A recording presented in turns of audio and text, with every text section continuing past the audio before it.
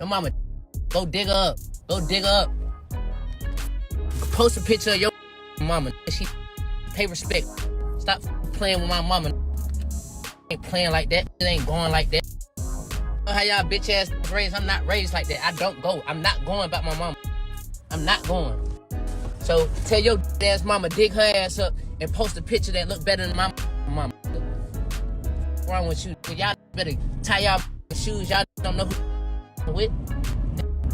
You better put that music up and shut the fuck up. Cause all that other shit ain't gonna get on my mother. Your mama. Dig that bitch up. Not going. Not going. Now what the fuck you gonna do about that? Not going. I don't give a fuck about how you play it. Not going. Post my mama like your mama ain't. Go put some flowers on that. Man, posting my mama legend. Your mama Jay.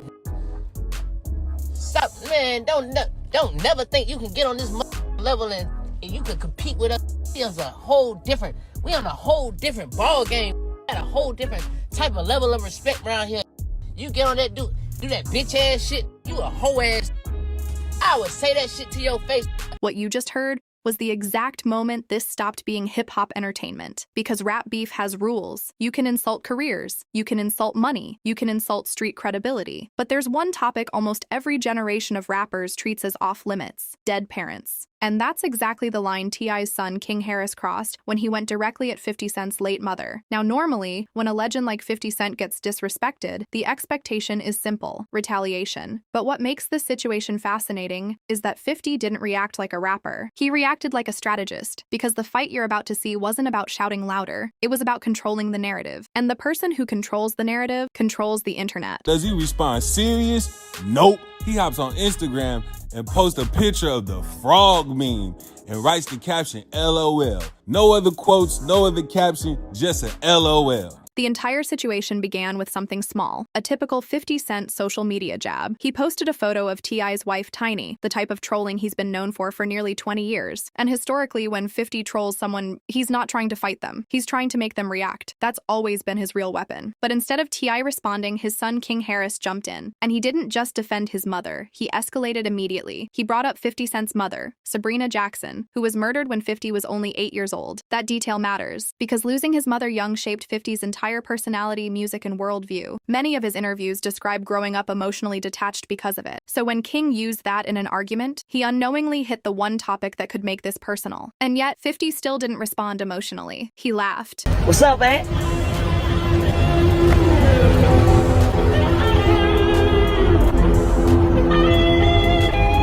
Ain't heard from you in a while. Why? Where you been?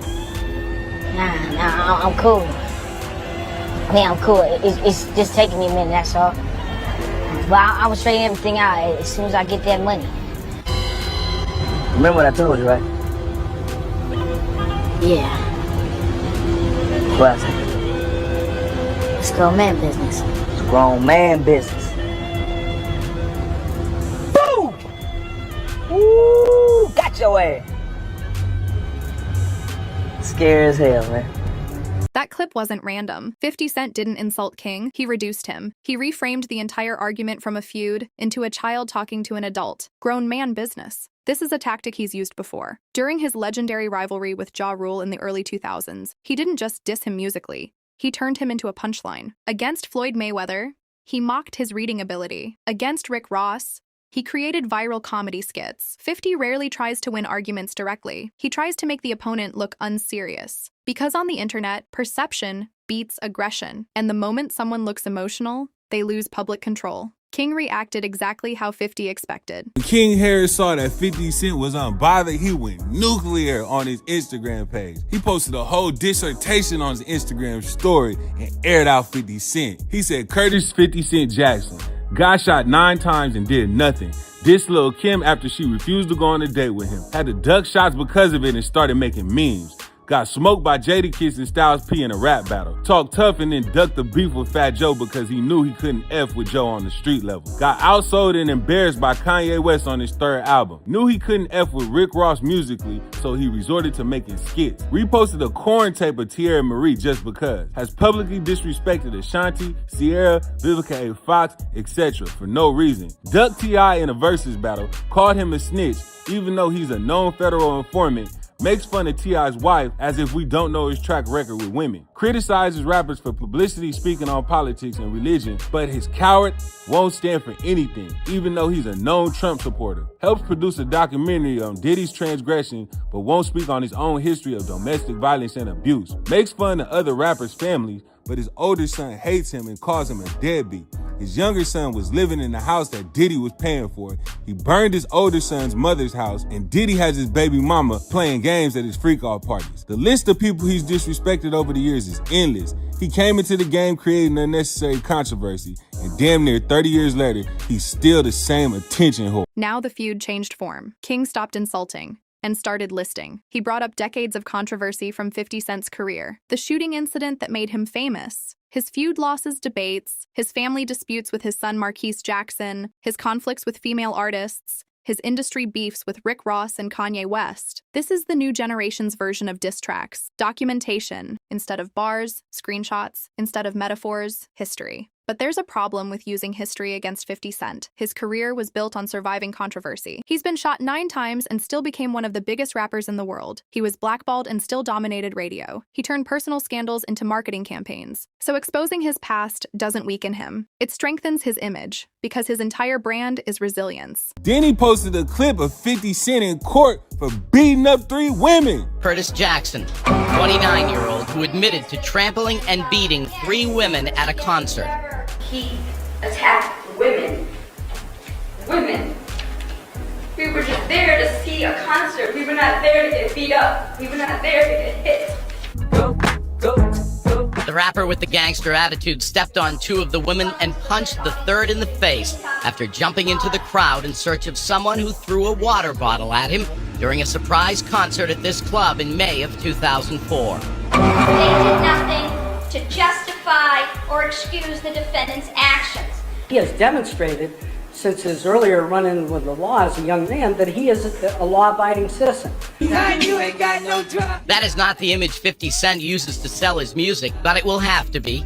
Judge Robert Coomer accepted Jackson's admission of the facts, gave him a lecture on how this incident would reflect on the rapper's 9-year-old son, and then continued the case for 2 years without a finding.